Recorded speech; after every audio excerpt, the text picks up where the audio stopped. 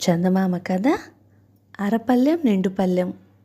సూరయ్య అనేవాడు కాయకష్టం చేసుకొని బ్రతుకుతున్నాడు.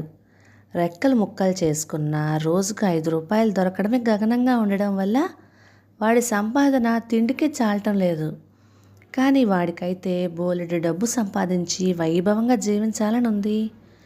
ఇలా ఉండగా ఆ ఊళ్ళోని రంగనాథం అనే శ్రీమంతుడి భార్య సావిత్రికి ఉన్నట్టుండి పెద్ద జబ్బు చేసింది. సమయానికి రంగనాథం కొడుకు కోడలు ఊర్లో లేరు. ఇద్దరు ఏదో మొక్కు తీర్చుకునేందుకు కాశీ వెళ్ళారు. 6 వారాల దాకా రారు. రంగనాథం వైద్యుని పిలిపిస్తే ఆయన సావిత్రికి నాడి చూసి పెద్దగా కంగారు పడాల్సింది ఏమీ లేదు, మందు పుచ్చుకుంటే 2 రోజుల్లో జబ్బు తగ్గిపోతుంది. అయితే ఆ తర్వాత 2 మాసాల పాటు ఈమె పూర్తిగా విశ్రాంతి తీసుకోవాలి, ఏ పని చేయకూడదు అని రంగనాథానికి చెప్పి మందిచ్చి వెళ్ళాడు వైద్యుడు. అప్పుడు రంగనాథం సూరయ్యకు కబురు చేసి ఇంట్లోనే తిండి పెట్టి రోజుకి 5 రూపాయలు ఇస్తానని, తన ఇంట్లో వంటతో సహా అన్ని పనులు చేసి పెట్టాలి అని చెప్పాడు. సూరయ్య తనకు వంట రాదంటే సావిత్రి దగ్గరుండి అన్నీ నేర్పిస్తుందని హామీ ఇచ్చాడు రంగనాథం. సూరయ్య సరేనని ఆయన ఇంట్లోనే పనికి చేరాడు. సూరయ్య చలాకీ మనిషి, ఏ పని చెప్పినా ఇట్టే చేసేవాడు. వంట కూడా వాడికి తొందరగానే వచ్చేసింది. సావిత్రి వాడిని మెచ్చుకొని, ఆడపిల్లలకు కూడా ఇంత తొందరగా వంట రాదు, నువ్వు చాలా తెలివైన వాడివి, నీకు పని దృష్టి ఎక్కువ, తప్పక వృద్ధిలోకి వస్తావు అన్నదామె. సూరయ్య వంటను రంగనాథం కూడా మెచ్చుకునేవాడు. ముఖ్యంగా వాడు ఎప్పుడైనా పులిహోర చేస్తే దాని రుచి అపురూపంగా ఉండేది. అలాంటి పులిహార తామెప్పుడు తినలేదని దంపతులిద్దరూ అబ్బురపడితే, ఏమోనండి నాకు తెలీదు, పులిహార చేయటం నేను ఈ ఇంట్లోనే నేర్చుకున్నాను అనేవాడు సూరయ్య. అలా 6 వారాలు ఇట్ట గడిచిపోయాయి. రంగనాథం కొడుకు కోడలు కాశీ నుండి తిరిగి వచ్చారు. ఇక ఆ ఇంట్లో సూరయ్య అవసరం లేదు. అందుకు సూరయ్య దిగులు పడి, మీ ఇంట్లో నాకెంతో సుఖంగా ఉంది, నాకు ఇచ్చే జీతం మీకేమి ఎక్కువ కాదు, కలకాలం మీ ఇంట్లోనే నన్ను ఉంచుకోండి, నమ్మకంగా పనిచేస్తాను అన్నాడు. రంగనాథం నవ్వి, మా అబ్బాయి బయట పనులు చూస్తే నేను ఇంట్లో ఉంటాను, కోడలు వంట పని చూసుకుంటుంది, మిగతా పనులు చేయటానికి నెలకి 25 రూపాయలు ఇస్తే పని వాళ్ళు దొరుకుతారు. అలాంటప్పుడు ఇంత జీతం ఇచ్చి నేను ఎలా ఉంచుకుంటాను? ఎంత శ్రీమంతులకైనా అనవసరపు ఖర్చులు తగ్గించుకుంటేనే ఆస్తి నిలబడుతుంది. నువ్వు కష్టపడి పనిచేస్తావు, నిజాయితీ పరుడివి, నమ్మకస్తుడివి, ఆ పైన తెలివితేటలు ఉన్నాయి, నీకు మా ఇంటిని నమ్ముకోవాల్సిన అవసరం లేదు అన్నాడు. అయినా సూరయ్యకి దిగులు పోలేదు. కొంతసేపు తల వంచుకొని ఆలోచించి, బాబు, నా తెలివిని మెచ్చుకున్నది ఇంతవరకు మీరొక్కరే. నా తెలివి నాకు కూడు పెడుతుందని మీకు అనిపిస్తే ఆ ఉపాయం కూడా మీరే చెప్పండి అన్నాడు రంగనాథంతో. ఒరేయ్, నీకులాగా పులిహార చేసేవాడిని ఇంతవరకు నేను చూడలేదు. మన ఊరి చివర సంతలో పులిహార చేసి అమ్మావంటే నీ జాతకం మారిపోతుంది. పెట్టుబడికి డబ్బు కావాలంటే అప్పుగా నేను ఇస్తాను అన్నాడు రంగనాథం. సూరయ్య ముందు తటపటాయించాడు, కానీ రంగనాథం మరీ మరీ చెప్పడంతో వాడికి ధైర్యం వచ్చింది. ఆ తర్వాత 2 రోజుల్లోనే పులిహోర వ్యాపారం ప్రారంభించాడు. వాడి వ్యాపారం బాగా సాగుతూ మంచి లాభాలు తెచ్చిపెడుతుంది. 4 రోజులు గడిచాక వాడు ఉత్సాహం కొద్దీ రంగనాథానికి చిన్న కానుకను తీసుకుని వెళ్ళి కృతజ్ఞతగా బహుకరించాడు. వ్యాపారం ఎలా ఉన్నదని రంగనాథం అడిగాడు. దానికి సూరయ్య, బాబు, అంతా బాగానే ఉంది, కానీ ఒక్కో రోజు పులిహోర పెద్ద గంగాల నిండా చేసినా అంతా చెల్లిపోతుంది, ఒక్కో రోజు సగం కూడా చల్లటం లేదు, మరీ ఎక్కువ చేస్తే కాసేపటికి చల్లారిపోయిందని కొందరు తినడం లేదు, చాలా సరుకు వృధా అయిపోతున్నది, అయినా లాభాలు వస్తున్నాయి, కానీ కొంత సరుకు వృధా పోకపోతే ఇంకా ఎక్కువ లాభంగా ఉండేది అన్నాడు.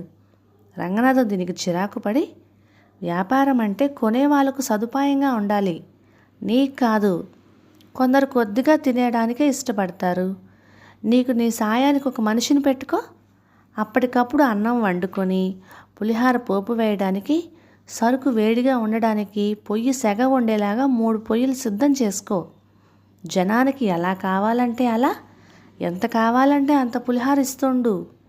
ఇప్పుడు పళ్ళెం ₹1/2కి అమ్ముతుంటే అరపళ్ళెం పావలాకు అమ్ము. అలా చేస్తే నీ వ్యాపారం నీకు లాభాలు తెచ్చిపెట్టడమే కాక మరికొందరికి ఉపాధి కూడా కల్పిస్తుంది అంటూ మందలించాడు.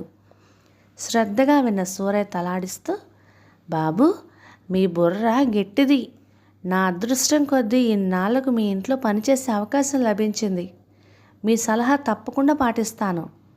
ఇలాగే నాకు సమస్య వచ్చినప్పుడల్లా మీ వద్దకు వస్తుంటాను. తమరు సలహాలు ఇస్తూ ఉండండి అన్నాడు రంగనాథాన్ని మెచ్చుకుంటూ. మాటి మాటికి ఇతరుల సలహాలు తీసుకోవడం వ్యాపారానికి మంచి లక్షణం కాదు. ఇంకోసారి నువ్వు నా దగ్గరికి వచ్చి సమస్య చెబితే వ్యాపారమే మానేయమని సలహా ఇస్తాను అని రంగనాథం సూరయ్యని పంపేశాడు. అయితే సంతలో సూరయ్య పులిహార వ్యాపారం మాత్రం మరింత బాగా సాగుతున్నది. వాడి కింద ఇప్పుడు 3 పనివాళ్ళు ఉన్నారు. వచ్చిన వాళ్ళకి వాడు కోరినట్టు పులిహోర కల్పిస్తున్నాడు. చాలామంది అప్పటికప్పుడు అడిగి వేడివేడిగా పులిహోర చేయించుకుంటున్నారు.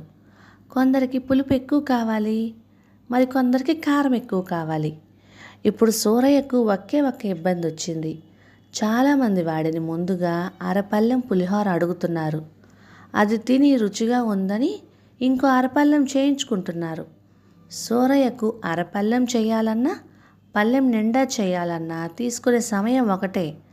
అందువల్ల 10 నిండు పళ్ళాలు అమ్ముడుపోవాల్సిన సమయంలో 10 6 పళ్ళాలు మాత్రమే అమ్ముడుపోతున్నాయి.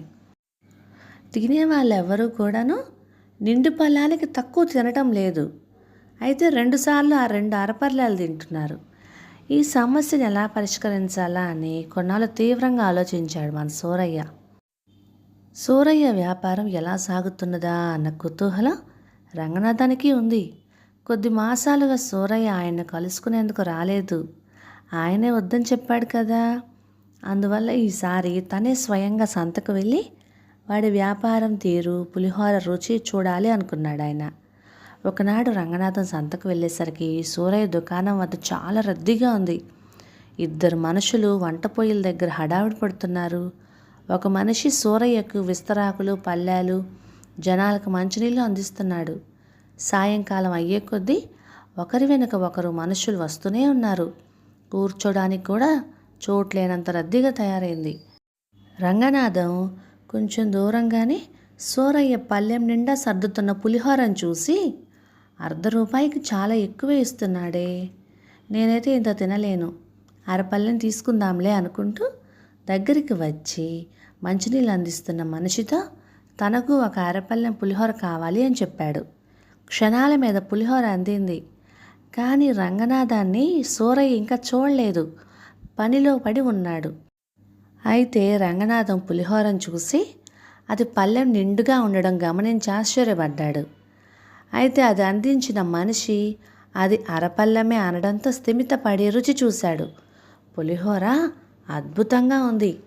తనకు తెలియకుండానే ఆయన అదంతా తినేసి పావలా కాసు తీసి మంచినీళ్ళు తెచ్చిన మనిషికి ఇవ్వబోతే వాడు, అయ్యా, తమరు ₹1/2 ఇవ్వాలి అన్నాడు.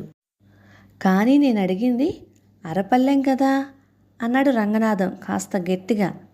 ఎందుకంటే ఆయన ఏం సలహా చెప్పాడు, నిండు పళ్ళెం అయితే ₹1/2, అరపళ్ళెం పావలాకి అమ్మమని చెప్పాడు. అందుకని అలా ఇచ్చాడనమాట. అప్పుడు సూరయ్య ఆ గొంతు గుర్తుపట్టి తలెత్తి చూసి రంగనాథానికి చటుక్కున నమస్కరించి, ఒరేయ్, ఆ బాబు దగ్గర డబ్బు తీసుకోకు అంటూ తన మనిషిని హెచ్చరించాడు.